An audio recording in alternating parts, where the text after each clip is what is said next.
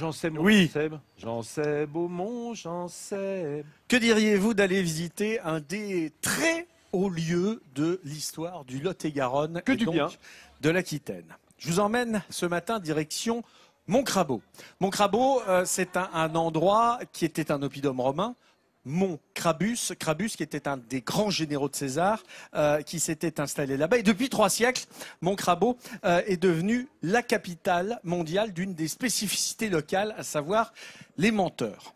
Alors, c'est vrai qu'il y a un lien avec tout ça parce que les paysans, à une époque, ont eu l'idée de cultiver la menthe poivrée. La menthe poivrée, depuis, elle est partie à Milly-la-Forêt parce que ici, les insectes ont beaucoup aimé la menthe poivrée. On n'a pas réussi à éradiquer tout ça. Et c'est grâce à tout cela que le natif de Montcrabeau, le comte Lapuce, dont on voit la plaque ici, qui était le génial informaticien de Louis XVI, a réussi à faire de Montcrabeau un des hauts lieux de l'histoire de France. Découverte, histoire, on aime. À une dizaine de kilomètres de Nérac, perché sur sa colline, le village de Montcrabeau ne semble pas différent des autres communes du Lot-et-Garonne. Et pourtant, depuis 250 ans, ce village est connu pour être la capitale mondiale des menteurs. Une prestigieuse et très sérieuse académie s'y réunit même tous les ans pour élire son roi, le roi des menteurs. Nous sommes contents de vous avoir comme roi, nous sommes même fiers, parce que jusqu'à maintenant, pendant les 4 premières fois, on a eu une paix royale. Alors comment cette petite cité est-elle devenue la capitale du mensonge? Pour percer ce mystère, nous sommes partis à la rencontre de 2 habitants bien informés, Claude et Gilles. Ils l'assurent, ils diront toute la vérité et rien que la vérité sur les mensonges de Montcrabeau. Par exemple, faut-il vraiment faire attention à l'éventuelle traversée d'éléphants roses, comme nous l'indique ce curieux panneau de signalisation? À en croire Gilles, la réponse est claire. Je l'ai vu, il y en avait même certains, ils étaient rose-rouge presque.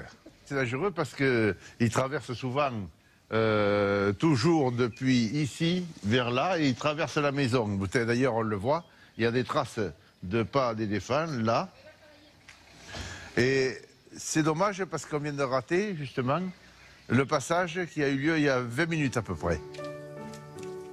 Quelques pas plus loin, un monument simple mais très émouvant rend hommage au cocu inconnu, symbolisé évidemment par une paire de cornes. Il s'agissait d'un habitant du village, tragiquement décédé ici alors qu'il poursuivait l'amant de son épouse. Un monument qui touche droit au cœur tous les visiteurs de Montcrabeau. Les gens passent, ils font leur petite prière, ou certains disent comme ça, « Ah tiens, ça me rappelle quelque chose, ces cornes. » Jouer avec l'absurde, prendre la réalité à contresens. On ne va pas prendre le sens interdit à ce sens-là, on va le prendre comme ça on est dans le bon sens. Voilà ce qui fait tout le sel de la vie à Montcrabeau. Une tradition typiquement gasconne que défendent les éminents membres de l'Académie des menteurs. Alors aujourd'hui, ils ont invité la relève, les jeunes enfants de Montcrabeau, à prendre place sur le fauteuil des menteurs pour raconter une menterie.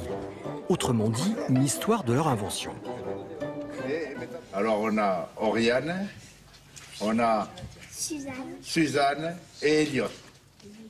Elio, pardon. Elio. Voilà. Pour faire une belle menterie, il faut que l'histoire, bien que totalement fausse, semble parfaitement crédible. Alors les enfants se sont inspirés de leur village. Il faisait tellement chaud qu'il y laissa une trace rose en forme d'éléphant. Les 10 éléphants roses se sauvèrent à Montcrabeau. Il faisait 100 degrés à Montcrabeau. Maintenant, à minuit, tous les premiers jeudis du mois, le dernier éléphant rose repasse sur ses traces en disant au revoir à ses amis. Un exercice d'imagination, de rédaction et d'expression orale où les enfants, en bon montcrabelais, excellent déjà. C'est amusant aussi, c'est sûr. C'est drôle. Et puis on se défoule de dire des mensonges. En vérité, Montcrabeau est bien le seul village de France où les enfants sont encouragés à dire des mensonges. On a bien gagné. Qu'est-ce que vous aviez gagné? Plein de bonbons. Plein de bonbons. Oui.